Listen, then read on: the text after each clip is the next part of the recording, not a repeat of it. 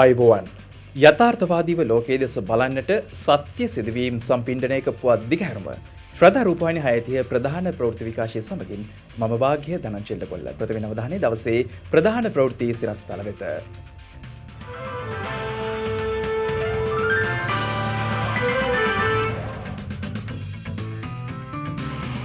මෙරට 73 වන නිදහස් දිනය අභිමානවත්ව සැමරෙයි.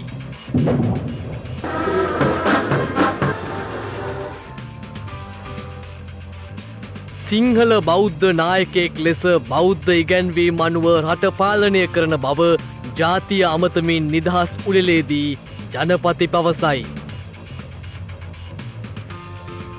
විදෙස් රටවලට පලා ගිය අපරාධකරුවන්ට පොලිසියෙන් රතු නිවේදන. පුද්ගලයන් 129 දෙනෙක් සම්බන්ධයෙන් රතු නිවේදන නිකුත් කර තිබෙනවා.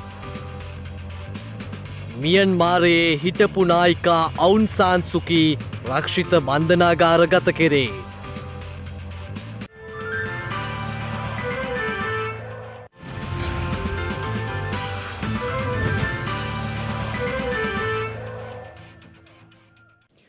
හැත්තෑ තුන්වන ජාතික නිදහස් උළෙල අභිමානවත් අයුරින් අද පැවැත්වුණා. ඒ ජනාධිපති ගෝඨාභය රාජපක්ෂ මහතාගේ ප්‍රධානත්වයෙන්.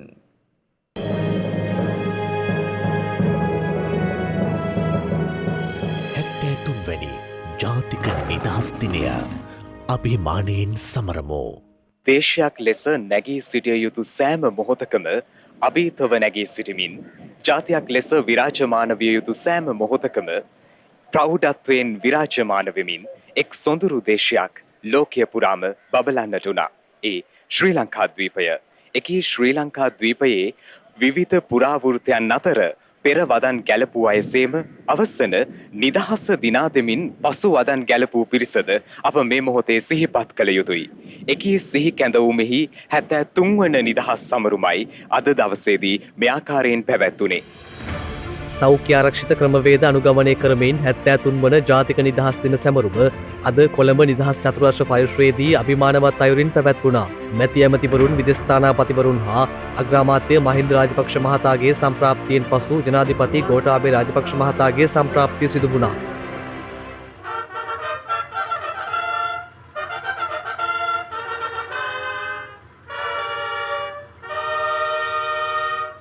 ජනාධිපතිතුමන් විසින් ජාතික ධජය එසවීමෙන් අනතුරුව ජාතික ගීය ගායනා කෙරුණා.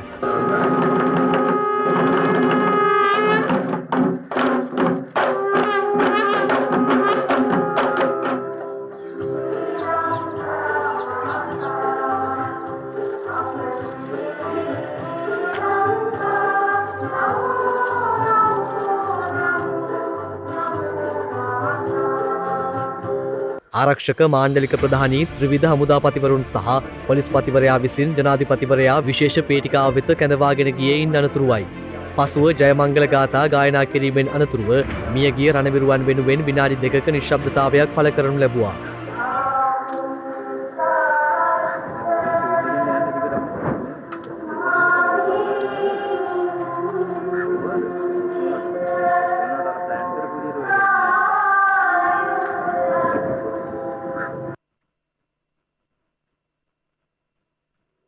ඉන් අනතුරුව ජනාධිපති උත්තමාචාර පළ කෙරෙනු අතර එහිදී ජනාධිපති ගෝඨාභය රාජපක්ෂ මහතා වෙත ආචාර්ය වැඩිමුර 21ක් පිරිනැමුණා.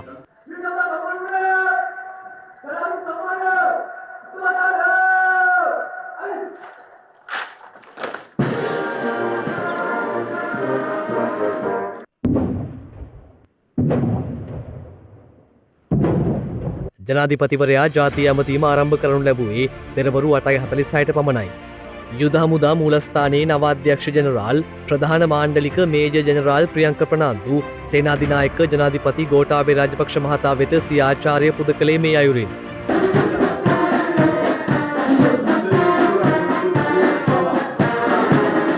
යුද හමුදා නිලධාරීන් 4325 දෙනෙකු, නාවික හමුදා නිලධාරීන් 868 දෙනෙකු, ගුවන් හමුදා නිලධාරීන් 945 දෙනෙකු, පොලිස් නිලධාරීන් 1382 දෙනෙකු සහ සිවිල් ආරක්ෂක බලකායේ නිලධාරීන් 515 දෙනෙකුද මෙවර ආචාර්ය පෙළපාලි සැමරුමේ උළෙලට එක් වුණා.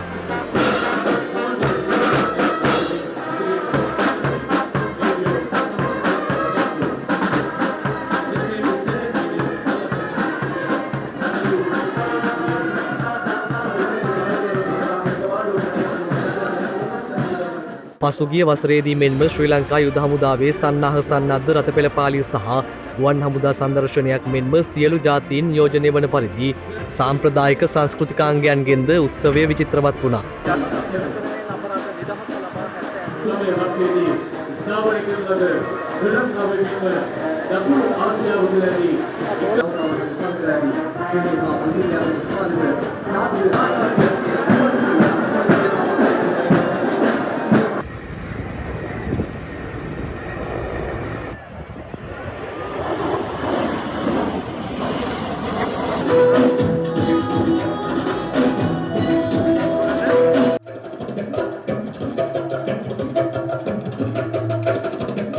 ඉසුරුමත් අනාගතයක් බලාපොරොත්තුවෙන් සෞභාග්‍යමත් මව්බිමක් බලාපොරොත්තුවෙන් මෙවර සමරනු ලැබූ 73 වන නිදහස් දින සැමරුම් මුලලේදී අපේ ප්‍රාර්ථනාව අපේ බලාපොරොත්තුව අනාගත පරපුරටත් මේ නිදහස මෙලෙසින්ම ලැබිය යුතුයි යන්නයි.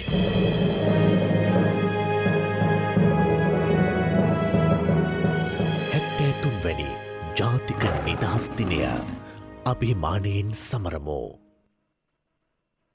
සිංහල නායකයෙක් ලෙස බෞද්ධ ඉගැන්වීම්වලට අනුව රට පාලනය කරන බව ජනාධිපති ගෝඨාභය රාජපක්ෂ මහතා අවධාරණය කරනවා. 73 වන ජාතික නිදහස් දිනවලදී ජාතිය අමතමින් ජනාධිපතිවරයා මේ බව සඳහන් කළා.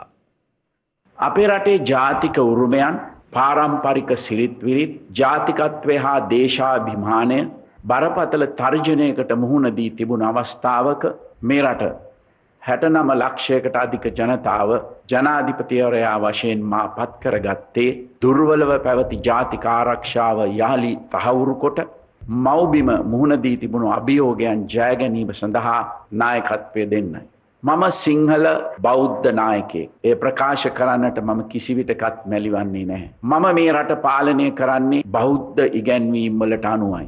සෑම ආගමකටම සෑම ජාතියකටම නිසි ගරුත්වය ලබා දෙන අවිහිංසාවාදී සාමකාමී බෞද්ධ දර්ශනය තුළ අපේ රටේ සෑම ආගමිකයෙකුටම සෑම ජාතිකයෙකුටම රටේ පවතින නීති රාමුව තුළ එක හා සමාන නිදහස භුක්ති විඳීමේ අයිතිය තිබෙනවා. දේශීයත්වය අගයන රටේ ස්වෛරීත්වය සුරකින ජාතික නායකත්වයකට එරෙහිව ජාතිද්‍රෝහි බලවේග එක්වී කඳවුරු බැඳ ගැනීමත් තම අරමුණු ඉටු කර ගැනීම සඳහා දේශීය මෙන්ම විදේශීය බලවේග සාය පැතීමත් හැම විටම සිදුවෙනවා. මෙය ඉතා සූක්ෂම ලෙස විවිධ බොරු ප්‍රචාර හරහා ජනතාව නොමග යවන්නට කටයුතු කරනවා. මා ඉල්ලා සිටිනවා මේ රටේ ජනතාවගෙන් සෑම විටම විචාර බුද්ධියෙන් කටයුතු කරන්නට කියා.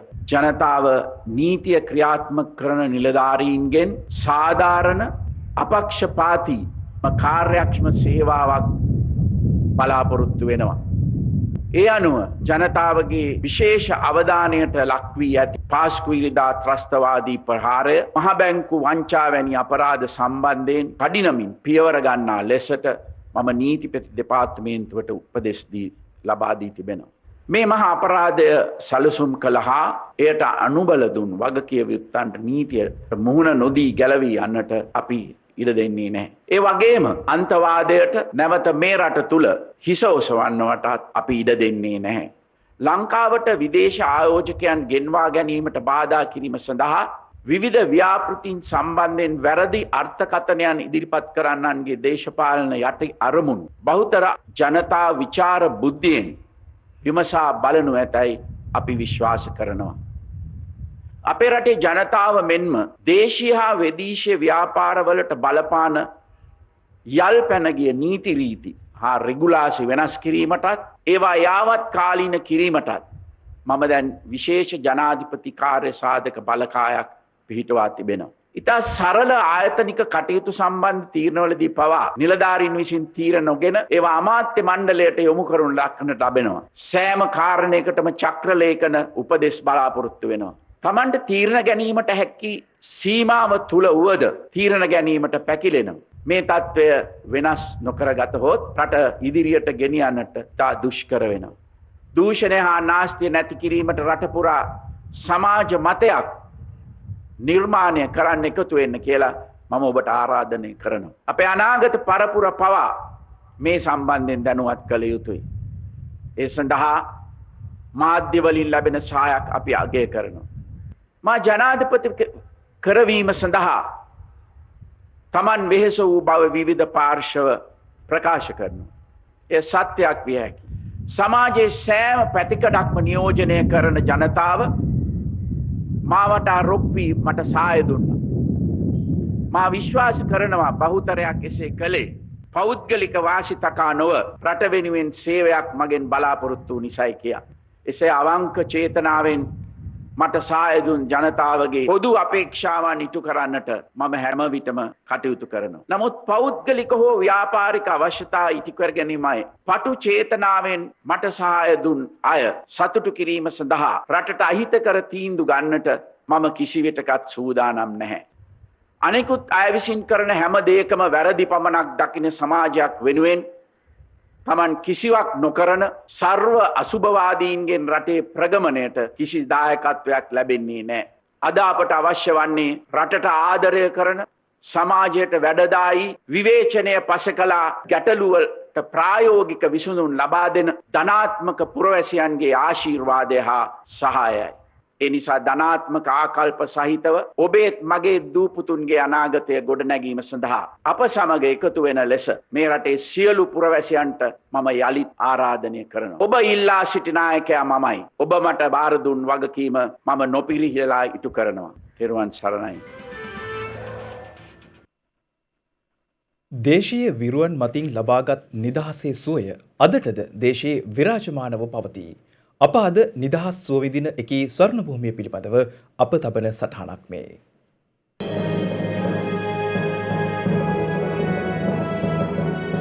හැත්තෑතුන්වැනි ජාතික නිදහස් දිනය අභිමානයෙන් සමරමු. උදාවන ආලෝකධාරා රශ්මි කදම්බයේද දසත හමනා සුළංධාරාවේද එදා සිට අද දක්වා එක් අභීතනාමයක් සනිටුවහන්ව පැවතුණි. ලෝකයේ දෑස් කුඩා දිවයිනක් වෙත නිරන්තරයෙන්ම යොමුවී තිබුණි. දස දෙස සෝභමාන සුන්දරත්වයෙන් පිරි ශ්‍රී ලංකාව එකී අභීතනාමයයි. මගේ දේශයත් මගේ ජාතියත් මට ලබා දුන් ත්‍යාගයක් ලෙස සිතමින් පින්සාර ලංකාද්වීපයේ රන්සාර අස්වැන්න වූයේ එදා සිට අද වනතුරු ලක්මාතාවරැකි අභීත දූපුතුන්ය. අපර ජාතීන්ගේ අනසකට යටත්ව දිවිගෙවනු නොහි තම දේශය වෙනුවෙන් යුතුකම් නොපිරිහෙලා ඉටු කළ ජාතික නිදහස් සුවය අප අද අත්විඳි. ඒ නිදහස් සුවය වෙත පියවරෙන් පියවර පියනැගූ ලාංකිකත්වයේ අතීත ස්මරණයයි මේ. පෘතුගීසි ලන්දේසි පාලනයට නතු වූසේම කන්ද උඩරට බලයද සමගින් ඉංග්‍රීසි පාලනයටද නතු විය. බොහෝ තාඩන පීඩන විඳගත් ශ්‍රී ලාංකේය ජනව්‍යූහය බොහෝ වෙනස්කම්වලට ලක්වෙද්දී හෙළ ජනයා සිය ඇටමස් ලේවල නිදන්ගත වූ වීර්යවන්තකම පෙරමුණට ගනිමින් සෑම අභියෝගයකටම දිරියෙන් මුහුණ දෙන්නට වූහ. අවියෙන්ද හෙළසටන් හරබයෙන්ද පමණක් නොව වචනය සේම පෑනෙන්ද නිදහසේ සටන නිදහස ලැබෙනතුරුම මෙහෙය වූ හෙළවිරුවන් අවසන ජයගත්හ.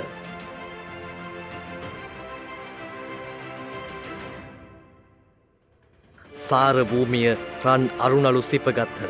ලිපාස් ජොෂුවා ලුවී නීතියට අනුකූලව 1948 දී බ්‍රිතාන්‍ය පාලනයෙන් අභ්‍යන්තර දේශපාලන ස්වාධීනත්වය ලබාගත්තේ අදවැනි පෙබරවාරි මස 4 වැනි දිනකයි. ඩොමීනියන් ආණ්ඩුක්‍රම ව්‍යවස්ථාව ක්‍රියාත්මක වීමෙන් නිදහස් රාජ්‍යයක් බවට පත් වූ ශ්‍රී ලංකාද්වීපය සම්බුදු පහසින් ඔද වැඩුණු බෞද්ධයින් සේම තවත් ආගමික ජාතීන් සහජීවනයෙන් අත්වැල් බැඳගත් නිජබිමකි. රන්කෙත් අස්වනු සාර ස්වභාවෙනුත් ආදීන හෙළතේජෝ බලයනුත් විරාජමාන ලොව සුන්දරම ශ්‍රී ලංකාද්වීපය සුවහසක් කලක් යෙහෙන් වැජබෙනු ඇති. උතුම් ස්වර්ණමාලී මහාචෛත්‍යයේ ආනුභාවයෙන් විජයශ්‍රී ජයශ්‍රී බෝධිරාජයාණන් වහන්සේගේත් උතුම් දළදා වහන්සේගේත් ආශිර්වාදය ලක්දිව දිවමතුරක්ව නැගෙන තුරාවට හෙළ පින්බිම තෙදින් විකුම්පානා බව සනාතන සත්‍යකි. එදා නැගී සිහල හඬේ බලපරාක්‍රමය මෙදා නිදහස් ගායනා ලෙසින් තුඩින් තුඩ රැව්දෙයි. නිදහස උදා වී 73 වසරක් ගතව නෑවෑමෙන් ඉසුරුමත් හෙට දිනක් සෞභාග්‍යමත් මව්බිමක් තේමා කරගනිමින් මෙවර ජාතික නිදහස් දිනය අප අභිමානයෙන් සැමරුවෙමු.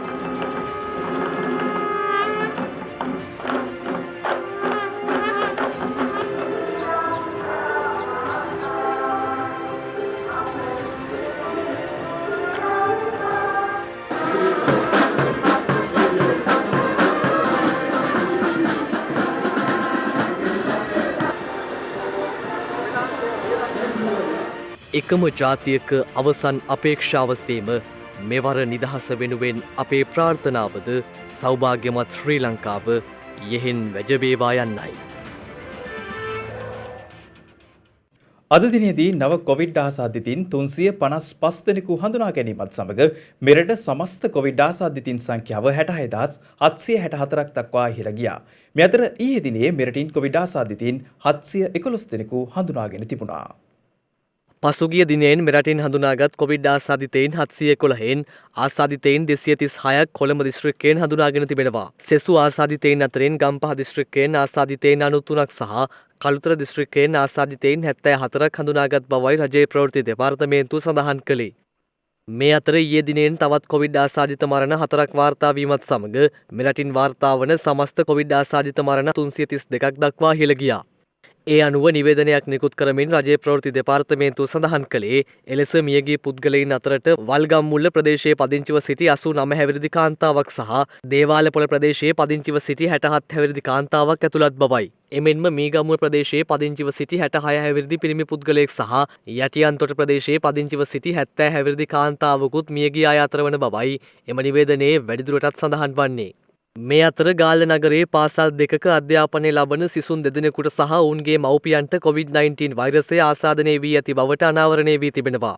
මෙම සිසුන්ගේ පියා ඊයේ උදෑසන ගාල්ල පෞද්ගලික රෝහලකදී රැපිඩ් ඇන්ටිජන් පරීක්ෂාවකට ලක්ව ඇති අතර එහිදී ඔහුට වෛරසය ආසාදනය වී ඇති බවට හඳුනාගෙන තිබුණා. මේ හේතුවෙන් බෝපේ පොද්දල ප්‍රාදේශීය ලේකම් කාර්යාලයේ සේවය කරන ඔහුගේ බිරිඳද ෂණික ප්‍රතිදේහ ජනක පරීක්ෂාවකට ලක් කර පසුයි ඇයද කොවිඩ් ආසාදිතයෙකු බව හඳුනා ගැනුණේ. ඒ අනුව ගාල්ල මහින්ද විද්‍යාලයේ හා ගාල්ල සවුත්ලන්ඩ් විද්‍යාලයේ ඉගෙනුම ලබන ඔවුන්ගේ දරුවන් දෙදෙනා පාසලෙන් රැගෙන ගොස් ෂණික ප්‍රතිදේහ ජනක පරීක්ෂාවකට ලක් කිරීමට සෞඛ්‍ය අංශ පියවරගෙන ඇති අතර ඔවුන්ද ආසාදිතයින් බවට හඳුනාගෙන තිබුණේ ඉන් අනතුරුවයි. මේ හේතුවෙන් ගාල්ල සවුත්ලන්ඩ් විද්‍යාලයේ 8 වන ශ්‍රේණියේ සිසුවියන් 22 දෙනෙකු සහ ගුරුවරුන් 5 දෙනෙකු ස්වයං නිරෝධායනයට යොමු කර පාසල විස බීජ හරණය කිරීමට පියවරගත් බව විදුහල්පතිනී සන්ධ්‍යා පතිරණ වසම් මහත්මිය සඳහන් කළා. එමෙන්ම ආසාදිත සිසුවාගේ ආශ්‍රිතයින් ලෙස හඳුනාගත් මහින්ද විද්‍යාලයේ 5 ශ්‍රේණියේ සිසුන් 13 දෙනෙකු සහ ගුරුවරුන් 9 දෙනෙකුද නිරෝධායනයට යොමු කිරීමට පියවරගෙන ඇති බවයි සෞඛ්‍ය අංශ සඳහන් කළේ. මේ අතර අඹගමුව සෞඛ්‍ය වෛද්‍ය නිලධාරී කාර්යාල බල ප්‍රදේශයෙන් කොවිඩ් වෛරසය ආසාදනය වූ ආසාදිතයින් 14 දෙනෙකු හඳුනාගත් බව සෞඛ්‍ය අංශ සඳහන් කළා. ඒ අතරට මාස 3ක බිලිඳෙකුද අයත්. වටවල පෞද්ගලික ඇඟලුම් කර්මාන්ත ශාලාවක ආශ්‍රිතයින් වූ එම ආසාදිතයින් සොයං නිරෝධායනයට යොමු කර සිදු කළ PCR පරීක්ෂණ වාර්තාව අනුවයි වෛරස් ආසාදිතයින් ලෙස හඳුනාගෙන ඇත්තේ. ගොඩකවෙල පල්ලේ බැද්ද ප්‍රදේශයේ ත්‍රිරෝද රථ රියදුරෙකුටද කොවිඩ් වෛරසය ආසාදනය වී තිබෙනවා. ඒ අනුවයි එම රියදුරු ගමන්ගත් වෙළඳසැල් කීපයක් ස්වයං නිරෝධායනයට යොමු කිරීමට සෞඛ්‍ය අංශ පියවරගෙන තිබුණේ. ආසාදිත රියදුරා පාසල් දිනවලදී සිසුන් 6 දෙනෙකුද ප්‍රවාහනය කර ඇති අතර එම සිසුන්ද නිරෝධායනයට යොමු කෙරුණා. අද පස්වරුවේ කොවිඩ් ආසාදිතයින් 684 දෙනෙකු සුවය ලබා රෝහල් වලින් පිටව යාමත් සමග මෙරට වෛරසය ආසාදිතව සිට සුවය ලැබූ සමස්ත කොවිඩ් ආසාදිතයින් සංඛ්‍යාව 60000 සීමාව ඉක්මවා ගියා. ඒ අනුව එම සංඛ්‍යාව දැක්වුණේ 60567ක් ලෙසයි. එමෙන්ම මේ වන විට වෛරසය ආසාදිතව රෝහල්වල ප්‍රතිකාර ලබන පුද්ගලයන් සංඛ්‍යාව 5865ක් බවයි සෞඛ්‍ය ප්‍රවර්ධන කාර්යාංශය සඳහන් කළේ. ලංකාවේ විවිධ අපරාධ සිදු කර විදේශ රටවලට පලා ගොස් සිටින පුද්ගලයන් අත්අඩංගුවට ගැනීම සඳහා මෙවන විට ජාත්‍යන්තර පොලිසිය මගින් රතු නිවේදන නිකුත් කර ඇති බව පොලිස් මාධ්‍ය ප්‍රකාශක නියෝජ්‍ය පොලිස්පති අජිත් රෝහණ මහතා පවසනවා. ඉන් 40කට අධික සංඛ්‍යාවක් මූල්‍ය අපරාධ වංචා සඳහා අවශ්‍ය පුද්ගලයන් බවයි පොලිස් මාධ්‍ය ප්‍රකාශකවරයා අවධාරණය කළේ. වර්තමාන ලෝකයේ අන්තර්ජාතික ගිවිසුම් සහ සම්ප්‍රදායන් අනුව යම් පුද්ගලයෙකුට යම් රටක අධිකරණයක් මගින් වරෙන්තුවක් නිකුත් කළ පසු ඔහු විදේශ රටකට පලා ගොස් නැත්නම් ඒ වරෙන්තුව ප්‍රංශයේ ලියොන් නුවර පිහිටි අන්තර්ජාතික පොලිස් මූලස්ථානයේ වෙත යොමු කිරීම සිදු වෙනවා. එසේ යොමු කිරීමෙන් පසු අදාළ කරුණු සලකා බැලීමෙන් අනතුරුව අන්තර්ජාතික පොලිසිය විසින් අදාළ පුද්ගලයින් වෙත රතු නිවේදන නිකුත් කරනු ලබනවා. අද වන විට ශ්‍රී ලංකාවෙන් පිටත මේ ආකාරයට පලා ගොස් සිටින පුද්ගලයින් 129 දෙනෙක් සම්බන්ධයෙන් රතු නිවේදන නිකුත් කර තිබෙනවා. මේ අතරින් පුද්ගලයින් 24 දෙනෙක්ම බරපතල ගණයේ අපරාධවලට අවශ්‍ය පුද්ගලයින්, ඒ වගේම පුද්ගලයින් 40කට ආසන්න සංඛ්‍යාවක් මූල්‍ය අපරාධ සහ මුදල් විශුද්ධිකරණය මද්‍රව්‍ය ජාවාරම් වලට අදාළ පුද්ගලයින්. මේ පුද්ගලයින්ගෙන් වැඩි පිරිසක් ජීවත් වෙන්නේ එක්සත් අරාබි එමිරාජ්‍යයේ ඩුබායි නගරය ආශ්‍රිතව, ඒ වගේම යුරෝපයේ සහ ඉන්දියාව ආශ්‍රිතව. මේ පුද්ගලයින් උදාර්පණ නීතීන් සහ අන්තර්ජාතික ගිවිසුම් අනුව අදාළ නීතිය ක්‍රියාත්මක කරන ආයතන මගින් අත්අඩංගුවට ගැනීමටත්, ඒ වගේම ඔවුන් මෙරටට ගෙන්වා ගැනීමටත් නිරන්තරයෙන් ශ්‍රී ලංකා පොලිසියේ අන්තර්ජාතික පොලිස් ශාඛාව විසින් කටයුතු සොයා බලමින් පවතිනවා. මීට අමතරව බරපතල ගණයේ අපරාධ මෙන්ම ඒ වගේම මේ වන විටත් ශ්‍රී ලංකාවෙන් පලා ගොස් ඇති තවත් ඕනෑ කරන පුද්ගලයින් 87 දෙනෙක් සම්බන්ධයෙන් නිල් නිවේදන අන්තර්ජාතික පොලිසිය මගින් ලබාගෙන තිබෙනවා. එම නිවේදන සම්බන්ධයෙන් කටයුතු කරමින් පවතිනවා. විශේෂයෙන්ම ශ්‍රී ලංකාවේ වරදක් සිදු කර විදේශ රටකට පලා ගිය පුද්ගලයින් සම්බන්ධයෙන් නිල් නිවේදන, රතු නිවේදන ලබා ගැනීම ශ්‍රී ලංකා පොලිසිය ඉල්ලීම මත අන්තර්ජාතික පොලිසිය විසින් සිදු කරන්නේ.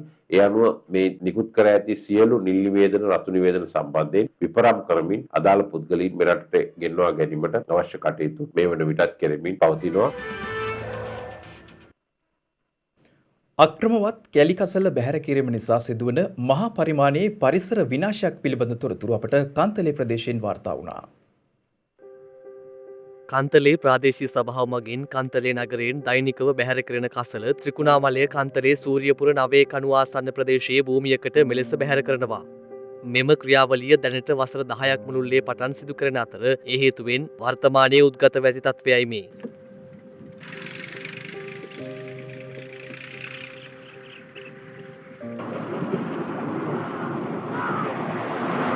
මෙම කැලිකසල ආහාරයට ගැනීමට මේ අයුරින් ගවයින් මොනරුන් මෙන්ම සෝමාවතිය වනෝද්‍යානයේ සැරිසරන වනාලින් පවා දිනපතා මෙම ස්ථානයට පැමිණෙනවා. මෙලෙස කැලිකසල ආහාරයට ගැනීම එම සතුන්ගේ සෞඛ්‍යයට අයහපත් ලෙස බලපාන අතර වන සතුන් රැස්වීම හේතුවෙන් මාර්ගයේ ගමන් ගන්නා මගීන්ටද දැඩි තරජනයක් එල්ල වී ඇති බවටයි ප්‍රදේශවාසීන් චෝදනා කරන්නේ. තවද මෙම ස්ථානයට පැමිණෙන වනාලීන් රාත්‍රී කාලයේදී ගම් වැදීම හේතුවෙන් තමන්ට ජීවිත අවදානමක් ඇති වී ඇති බව අවට ගම්වාසීන් පවසනවා. මේ කුණුවා බලෙන්ද සෑහෙන ප්‍රශ්නයක් කරලා තියෙනවා අපිට. මොකද මේ කුණු කාලා අලි මැරෙන එක එහෙන් ගොවිතැන් වලට හානි වෙනවා එහෙන් පාර යන්න බෑ. සමහර දවස්වල මේ මම බයික් එකේ දුම් පාරක් අසවාරක් කරලා පැන්නවා මේ ළඟදී. අසාධාරණ වැඩක් මේ විදිහට මේ කුණු ගෙනත් දාලා මෙතන අපේ ජීවත් වෙන්න විදියක් වෙන්නේ නැහැ. ඒ ටයිම් දෙනකොට මෙතන පාර යන්න වෙන්නේ නැහැ. කන්තලේ ප්‍රදේශයේ සියලුම කැලිකසල මේ ස්ථානයට බහල වීම තුළ මේ ප්‍රදේශයට විශාල පාරිසරික හානියක් වගේම වනයේ ඉන්න වන සත්තුන්ට ඒක මහා ලොකු තර්ජනයක් කරලා තියෙනවා. උන්ගේ ජීවිත දැඩි අවදානමකට ලක් කරලා තියෙනවා මේ කැලිකසල වුන් අනුභව කිරීම තුළ. විශේෂයෙන්ම මේ ස්ථානයේ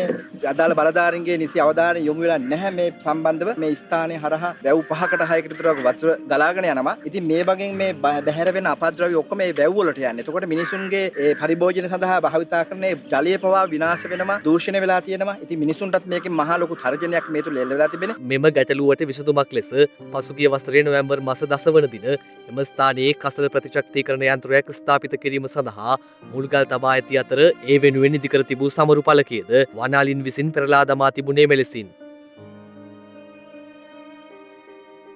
මම මේ කතා කරන්නේ මේ කුණු වලේ ඉඳලා ඩස්බින් වලේ ඉඳලා මේ කතා කරන්නේ. මේ කුණු තියන්නේ බෝඩ් එක උඩ.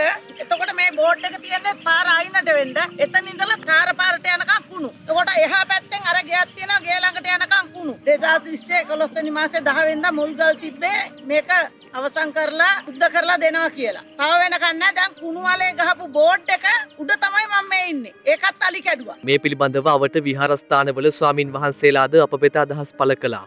අපි බොහොම කනගාටුවෙන් කියනවා ත්‍රිකුණාමල දිස්ත්‍රික්කයේ කන්තලේ ප්‍රාදේශීය සභාවේ කුණු බැහැර කරන මේ තියෙන අංගණයට මේක අපි නිතර කියනවා මේ කුණු ගෙනත් දාන්න එපා මෙතෙන්ට මේ ජනතාවගේ ජීවිත ලොකු අනතුරක තියෙනවා. ඔබතුමාලට පේන මහා කුණු කන්දක්. බූමැන්ඩල් කුණු කන්ද වගේ මේක මහා කුණු කන්දක්. දැන් අර එහා පැත්තේ පේන මහා කුණු කන්ද. මේවා ඔක්කොම හේදලා මේ පල්ලෙහා තියෙන වැව් හතර. කොංගස් වැව, පොල්කටු වැව, සමුර්දි වැව, දිවුල්ගස් වැව. මේ වැව් හතරට මේකේ වතුර යනවා. ආසනික් කියන දේවල් මිනිසුන්ගේ ජීවිතවලට එනවා. මේ ප්‍රදේශයේ වග්ගොඩ ප්‍රශ්නේ ප්‍රධාන හේතුවක් මේ කුණු කන්ද. කිසිම බලදරේ මේ වෙනකන් මේ පිළිබඳ හොයන්නේ ලොකුවට බෝඩ් විතරක් ගහලා යනවා. නමුත් ප්‍රායෝගික වැඩසටහනක් නැහැ. මෙම ගැටලුව සම්බන්ධයෙන් අප කළ විමසීමකදී කන්තලේ ප්‍රාදේශීය සභාවේ සභාපති සමන් ඒකනායක මහතා සඳහන් කළේ පවතින වර්ෂාපතනය හේතුවෙන් කසල ප්‍රතිචක්‍රීකරණ ඒකකයේ ඉදිකිරීම ප්‍රමාද වී ඇති බවත් දැනට එම කසල භාවිතයෙන් කොම්පෝස්ට් නිපදවීමේ ක්‍රියාවලියක් සකස් කර ඇති බවයි. එමෙන්ම මෙම ස්ථානයට වනාලින් පැමිණීම වැළැක්වීම සම්බන්ධව ක්‍රියාමාර්ගයක් ගන්නා ලෙසට අදාළ වනජීවී නිලධාරීන් දැනුවත් කර ඇති බවයි ඒ මහතා වැඩිදුරටත් සඳහන් කළේ.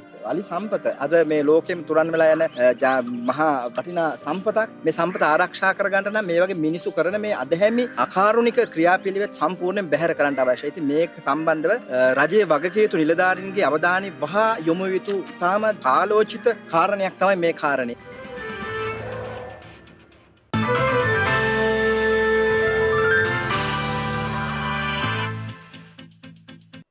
අවධානය විදෙස් පුවත් වෙත. ඔක්ස්ෆර්ඩ් ඇස්ට්‍රාසෙනෙකා එන්නත මගින් කොවිඩ් වෛරස සම්ප්‍රේෂණය සැලකිය යුතු මට්ටමකින් අඩු කරන බව පරීක්ෂණයකින් අනාවරණය වී තිබෙනවා.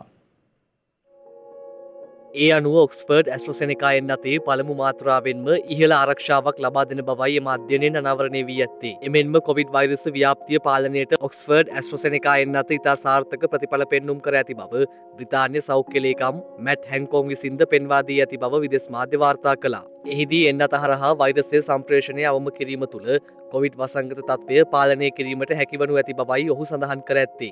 මේ අතර COVID-19 වෛරසයට එරෙහිව පුද්ගලයෙකුට වර්ග දෙකකට අයත් එන්නත් මාත්‍රා භාවිත කිරීමේ හැකියාව පිළිබඳ අත්හදා බැලීමට බ්‍රිතාන්‍යයේ ඔක්ස්ෆර්ඩ් විශ්වවිද්‍යාලය හරහා එරට රජය පියවරගෙන තිබෙනවා. ඒ අනුව අවුරුදු 50ට වැඩි තෝරාගත් පුද්ගලයන් 820 දෙනෙකු යොදා ගනිමින් මෙම අත්හදා බැලීම සිදු කරන බවයි විදෙස් මාධ්‍ය වාර්තා කරන්නේ. පළමු මාත්‍රාව වශයෙන් ඔක්ස්ෆර්ඩ් ඇස්ට්‍රොසෙනිකා හෝ ෆයිසර් බයෝඑන්ටෙක් එන්නත ලබා දී සති 12කට පසු පළමු එන්නත් මාත්‍රාවට වෙනස් එන්නත් මාත්‍රාවක් ලබා දීම සිදු කරනු ඇති.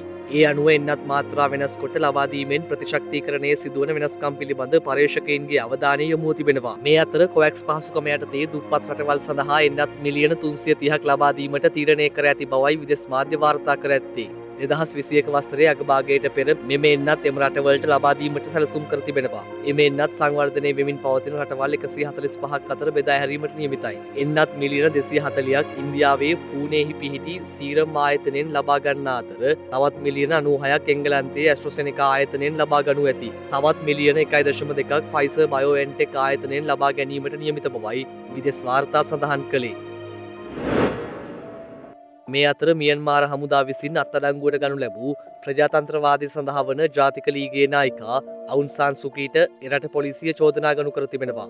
විදෙස් මාධ්‍ය වාර්තා කරන්නේ මෙම මාස 15 වෙනිදා දක්වා අය රක්ෂිත බන්ධනාගාරගත කර ඇති බවට පොලිස් ලේඛනවල දැක්වෙන බවයි. ඒ අනුව ආනයන අපනයන නීති උල්ලංඝනය කිරීම සහ නීති විරෝධී sannivedana උපකරණ ළඟ තබා ගැනීම සුකීට එල්ල කර ඇති චෝදනායි. කෙසේ වෙතත් ඇය රඳවා සිටින ස්ථානය තවමත් පැහැදිලි නොමැති අතර ඇතැම් වාර්තා සඳහන් කළේ මියන්මාරයේ අගනුවර වන නොපීඩෝහි පිහිටි ඇයගේ නිවසේ සුකීව රඳවාගෙන ඇති බවයි.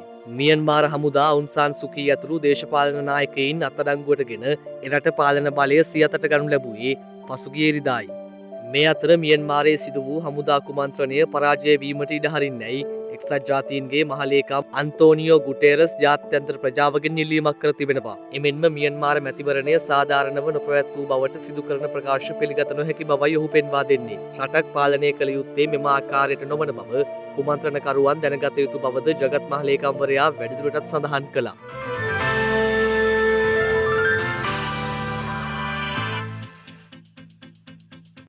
දිනක සටහන් නිමවන්නට මත්තෙන් හෙට දවසේ වැදගත්කමටයි මේ අවධානය.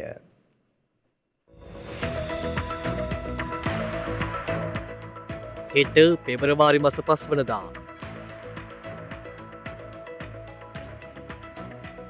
1818 උඩරට කැරැල්ලට දිවිහිමියෙන් කටයුතු කළ අතිපූජ්‍ය වාරියපොළ ශ්‍රී සුමංගල ස්වාමීන්ද්‍රයන් වහන්සේ අපවත් වී වදාළේ 1831 පෙබරවාරි මාස 5 වන දිනයි. එක්සත් අරාබි ජනරජයේ පළමු ජනාධිපතිවරයා ලෙස ගමාල් අබ්දෙල් නසාර් පත්ව ඇත්තේ 1958 පෙබරවාරි මාස 5 වන දිනයි. ලෝකයේ විශාලතම හා පැරණිතම කෞතුකාගාරවලින් එකක් වන රුසියාවේ ශාන්ත පීටර්ස්බර්ග් නිව් හර්මිටේජ් කෞතුකාගාරය මහජනයාට විවෘත කර ඇත්තේ 1852 පෙබරවාරි මාස 5 වන දිනයි.